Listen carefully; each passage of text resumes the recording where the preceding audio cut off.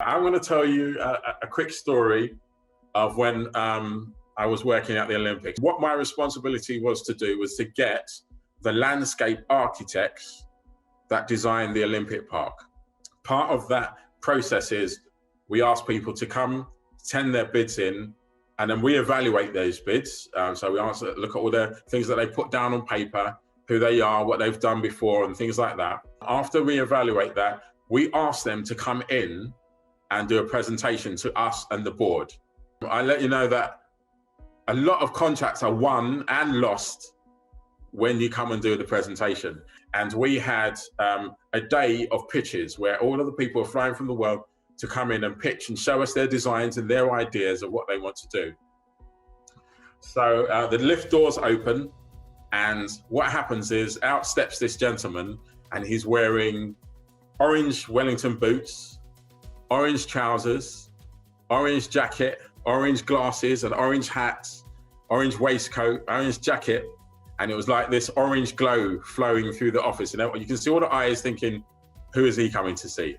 And it turned out that he was one of the people that were coming to do a presentation to us for this day. So I bring him into our evaluation panel room. So we've got a big room. It's kind of a little bit like a dragon's den. We're all lined up, all the executives, all the designers, all the people that are there concerned with it.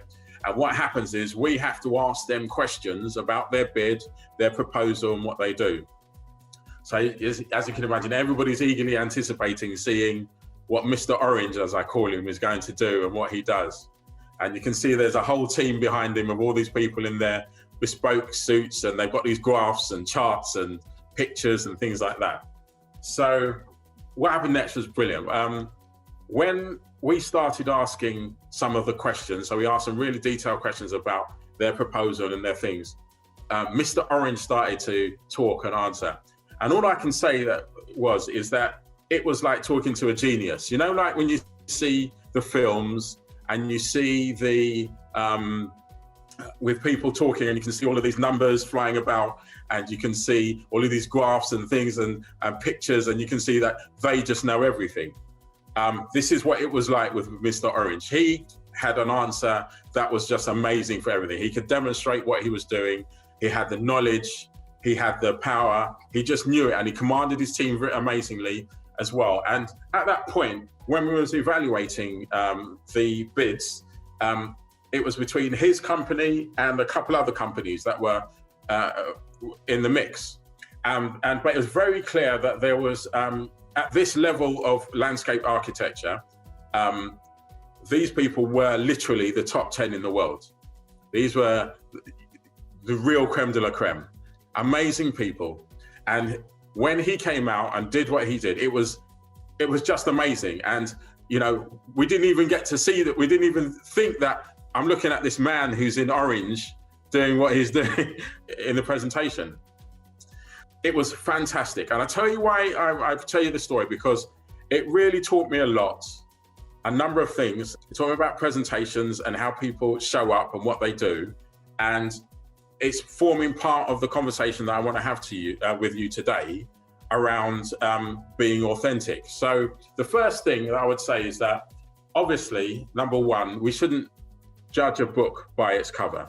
The second thing that it taught me was about knowing your stuff. Now, Mr. Orange, he was amazing. When I mean he was so prepared, he went into his presentation, he went into this tender, he went into this whole process being very educated, and he was aware of himself, and he was aware of what he knew, and he was aware of his strengths and the company's strengths. He was aware of what our requirements were. He was aware of all of this, and he prepared.